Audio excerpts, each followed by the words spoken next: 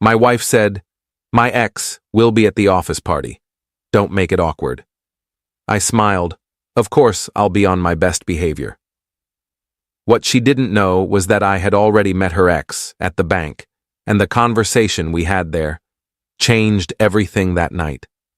I'm a 32-year-old guy, married for 4 years to my wife Sarah. We met in college, dated for 3 years before tying the knot, and I genuinely thought we had something solid. She works in marketing at a mid-sized tech company downtown, and I'm in commercial real estate. We're comfortable, not rich, but we've built a decent life together. Or so I thought. About 3 weeks ago, Sarah mentioned her company's annual holiday party. It's always a big deal. Open bar, fancy venue, the works. She seemed a little nervous when she brought it up over dinner one Tuesday night. "So, the office party is on the 15th, she said, pushing her pasta around her plate. "I just want to give you a heads up. Marcus will be there." Marcus, her ex-boyfriend from before we met. I knew about him in the abstract way you know about your partner's past. Names, vague timelines, nothing detailed. They dated for about 2 years in their mid-20s, broke up, and that was supposedly that. "Okay," I said. "Why are you telling me this?" "I just don't want it to be awkward." He joined the company about 6 months ago. Different department. We barely interact, but he'll obviously be at the party. "Sarah, I'm a grown man. I'm not going to make a scene at your work event because your ex is there." She smiled, relieved. "I know. I just wanted to be upfront about it." I told her it was fine, and honestly, at that moment, I meant it. I trusted her. We'd never had issues with jealousy or past relationships, but something about how she brought it up stuck with me. The nervousness, the way she kept glancing at me while she spoke. Fast forward to that Friday. I had to stop by our bank around lunchtime to sort out some paperwork for a property closing. I was sitting in one of those little glass offices with our account manager when I noticed a guy in a sharp suit walk past the window. Tall, fit, dark hair. He went to the teller line, then got called to another office 2 doors down from mine. I didn't think anything of it until I was leaving 20 minutes later. As I walked past that office, I heard the banker say, "All right, Mr. Donovan, everything looks good with the transfer. That's $47,000 moved to the joint account, ending in 3849. I froze. Not because of the amount, people move money all the time, but because I saw his face clearly through the glass. And 30 minutes later, when I got back to my car, I pulled up Sarah's company directory on her laptop that she'd left at home that morning. There he was, Marcus Donovan, senior account executive. My heart was pounding. A joint account. $47,000. I went home and checked our bank accounts, every single one. Nothing matched those last 4 digits. I checked Sarah's phone records online. I checked our credit cards. I didn't find anything immediately obvious, but that number, 3849, was burned into my brain. I didn't say anything to Sarah that weekend. I played it cool. We watched movies, went out for brunch on Saturday, normal stuff. But I was watching her differently now. The way she checked her phone, the way she'd smile at random texts. Things I'd never paid attention to before suddenly felt loaded with meaning. Monday morning, I did something I'm not proud of. I waited until Sarah left for work. Then I went through her home office. I found her old laptop, the one she used before her company issued her a new one last year. It still had charge. I opened it up, and it logged in automatically. Her email was still synced. I went back 6 months, right around when Marcus joined her company. I found it almost immediately, an email chain between them. It started professional enough, welcome to the team type stuff. But by the 3rd week, the tone shifted. Marcus, it's crazy seeing you again after all these years. You look even better than I remember. Sarah, stop it. You know I'm married. Marcus, I know. Doesn't change the truth. It escalated from there. By week 8, they were meeting for coffee. Just as friends, she'd written.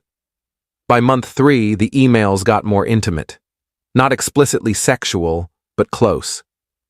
I keep thinking about what we had, he wrote. Maybe we gave up too easily. Her response, we were different people then. But I'd be lying if I said I didn't think about it sometimes. I felt sick.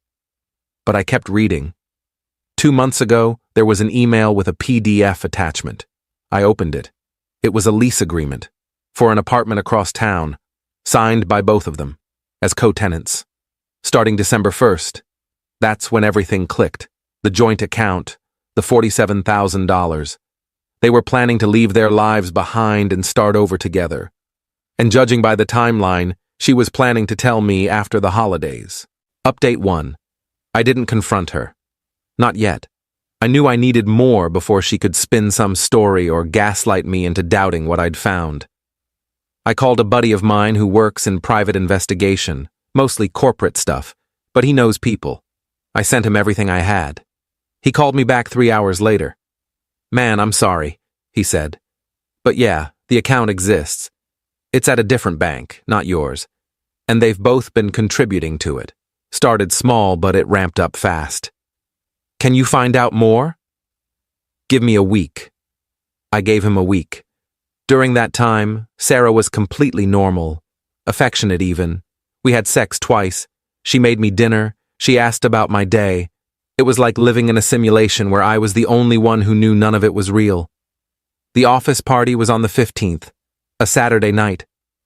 Sarah spent all afternoon getting ready. Hair, makeup, a new dress she'd bought specifically for the event. She looked beautiful, and I hated that I could still think that while knowing what I knew.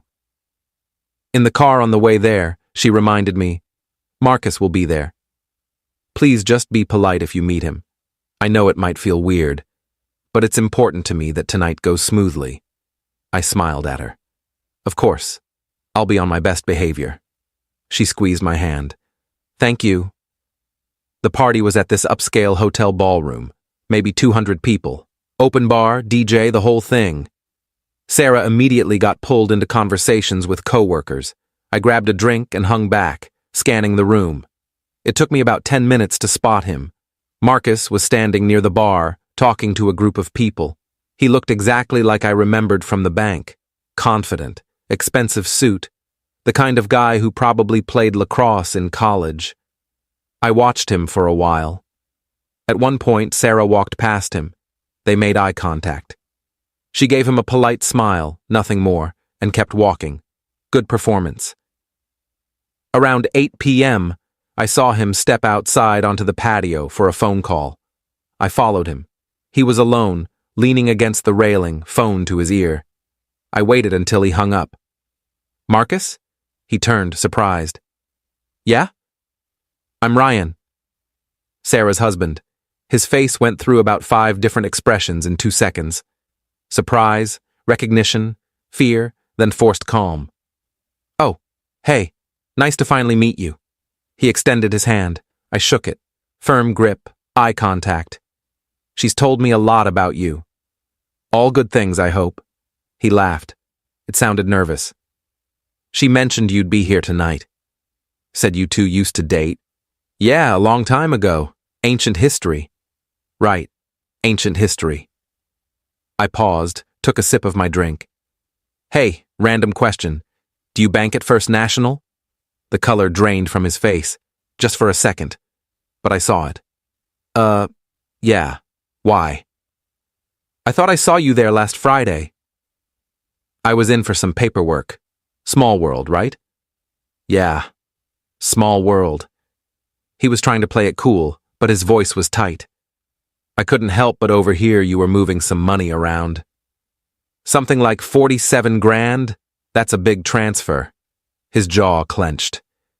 "That's private." "Of course. I'm not trying to pry, just making conversation."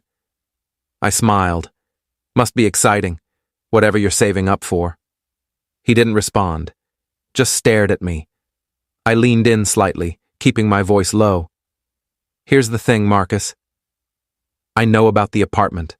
I know about the account. I know about the emails. I know everything." His face went from pale to red. "I don't know what you're talking about." "Yes, you do. And here's what's going to happen. You're going to walk back into that party, and you're going to avoid my wife for the rest of the night. You're going to start looking for a new job on Monday, and you're going to disappear from her life. Because if you don't, I'm going to make sure everyone in that ballroom, your boss, her boss, HR, knows exactly what you two have been planning. You can't prove anything. I pulled out my phone, opened a folder, and showed him screenshots of the emails, the lease, bank records my PI friend had pulled. His face went white again. "Try me," I said. He didn't say anything, just stood there breathing hard. Finally, he nodded, once, sharp and quick. "Good talk," I said, and walked back inside. Update 2. The rest of the party was surreal. I kept my distance from Marcus, and he kept his from Sarah. She didn't seem to notice anything was off. Around 10 p.m., she found me near the bar, a little tipsy, laughing with some of her co-workers. "Having fun?" she asked, sliding her arm around my waist. "Yeah, it's a great party. Your company knows how to throw an event. Did you meet Marcus?" "Briefly. Seemed like a nice guy." She smiled, relieved. "Good. I'm glad tonight went smoothly. We left around 11. In the car, she was chatty, relaxed. She had no idea. When we got home, she kissed me goodnight and passed out almost immediately. I stayed up until 3 a.m., staring at the ceiling, trying to figure out my next move. Monday morning, I called a divorce attorney. Consultation was scheduled for Wednesday. I also called my PI buddy and asked him to keep digging. I wanted everything documented in case this got ugly. Tuesday night, Sarah got a call around 7 p.m. She answered in the living room, and I could hear her voice go from casual to tense in seconds. "What do you mean you're leaving? Marcus, wait." "No, we had a plan. What happened?" She walked into the bedroom and closed the door. I pressed my ear against it.